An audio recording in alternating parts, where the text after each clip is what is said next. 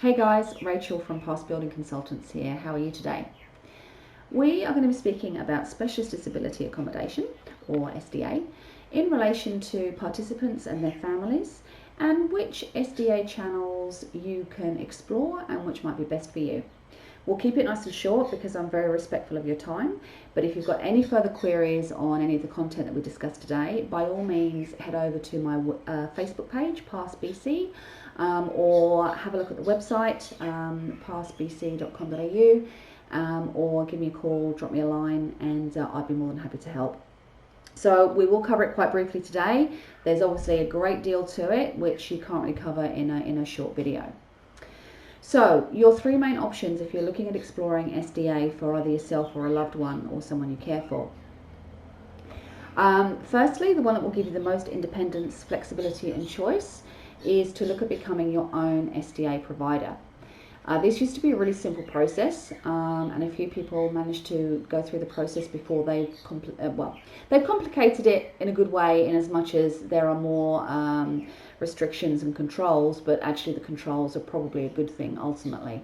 So whilst it was quite a simple process, it is a bit more complicated now, and self-providers will have to re-register every 3 years and make sure that they've got all the paperwork and procedures in place in order to satisfy the NDIS Commission's requirements to be a self-provider.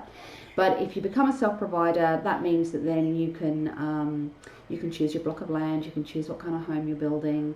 Obviously your payments will still be your payments, so you need to have an idea of obviously what your payments will be through the NDIS, which you would have probably already sorted out before we get to the stage of actually building. And that will be something that you would be discussing with your planners and your OTs and your family in terms of what your ultimate housing goals are, and your eligibility in terms of SDA. So what I'm really looking at is a little bit further on in the process, and you've got your SDA funding, or you know it's on its way, and you're really looking at, okay, well, what are my best options? So the one that will give you the most independence is to be your own SDA provider. As I say, there will be some hoops to jump through. However, there are lots of people that have been through it or are going through it and can help you. So again, if you want a little bit more information about that, I can certainly put you in touch with some people who are on that journey, regardless of where you are in Australia as well. The other choice is a bit of it'll still give you lots of freedom and flexibility, but it means that you don't have to go through the hoops of becoming a provider yourself, and that's by going to a third party who will be the registered SDA provider for you. They will charge a percentage for their services, because obviously they've had to put time and effort into becoming a registered SDA provider, and that's going to be an ongoing process as well. So they will have to provide attestation every year if they are an SDA provider themselves. And the actual auditing process itself is a very expensive one. You know, it can cost over $10,000 to go through the auditing process for becoming an SDA provider. So it's quite involved. So that could be a really good option if you want the freedom and flexibility of choosing exactly where you want to live and what type of property, and being involved in sort of the design and build yourself, but you would rather use a third-party provider. And again, I can give you some details of people who can help there. Then your other choices are to go through either a not-for-profit or a private organisation, say a builder or developer, who are providing SDA properties in your area.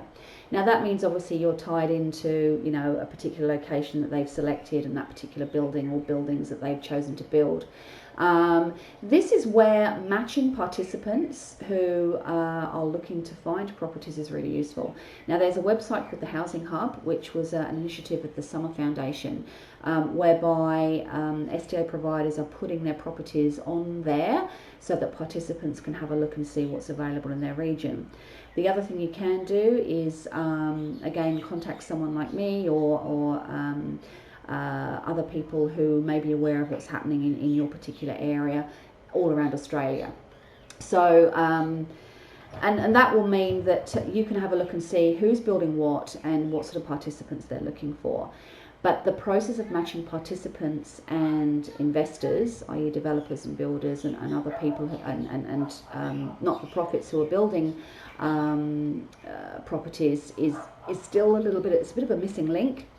So again, if you're looking at a particular area, it may be that, I can put you in touch with someone either directly or indirectly who may know a bit more about what's happening in your particular region.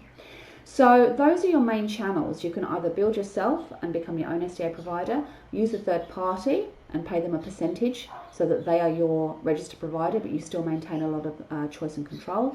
Or you can find someone who's already building or is intending to build in your area and see if what they are providing would be a good fit for you. So I wish you all the best on your SDA journey. It's exciting, very, very rewarding for all the people I know who have been through that process and have come out the other side. Yes, it can be challenging, but my gosh, the freedom and flexibility and independence that people have been achieving through SDA is just phenomenal and heartwarming and just so lovely to see. So we need to get more SDA out there, and you guys need to ask for it and ask questions and be put in touch with people who can actually help you through that process. So I wish you all the best. Have a wonderful week, and we will speak to you soon. Bye.